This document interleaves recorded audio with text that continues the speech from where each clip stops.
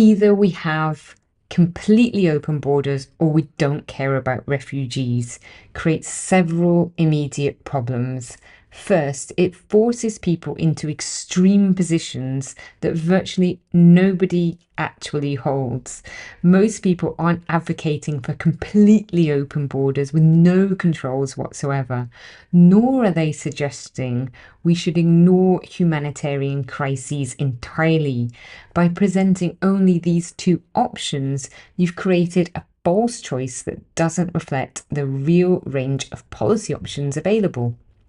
Second, this framing makes a character judgment about anyone who disagrees with unlimited immigration. It suggests that if you have any concerns about immigration numbers, housing pressures, integration challenges, or economic impacts, then you simply don't care about human suffering. This is both unfair and counterproductive. It immediately puts people on the defensive and stops any meaningful conversation before it can begin. Think about how this feels from the listener's perspective.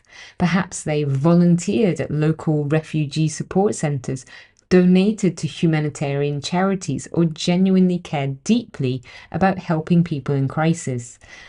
But they also live in an area where housing is scarce and expensive, where local schools are already overcrowded, or where they've seen community tensions arise from rapid demographic changes.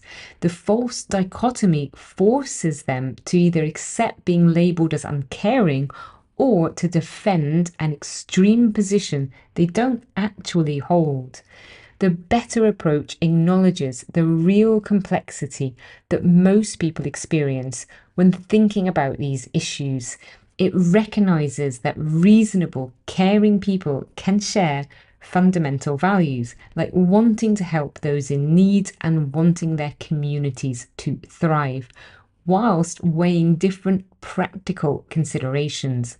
For example, someone might say, I absolutely believe we have the moral obligation to help refugees, and I also worry about whether our local services can cope with a rapid increase in population. How might we balance these concerns? Another person might focus on economic factors. I think immigration generally benefits our economy in the long run, but I'd like to see more gradual implementation with proper support for integration. Notice how this framing doesn't force anyone to choose between caring about refugees and caring about their local community. It doesn't suggest that having practical concerns makes you morally deficient. Instead, it invites people to discuss the genuine trade offs involved and to explore solutions that might address multiple legitimate concerns. This approach opens up space for much more productive conversations. Instead of arguing about whether someone is good or bad, you can discuss practical questions. What integration support works best? How can we ensure adequate housing and school places? What can we learn from other countries' approaches? How might we sequence policy changes to build public support? The false dichotomy shuts down thinking by pretending complexity doesn't exist. The better approach embraces complexity and invites collaborative problem solving.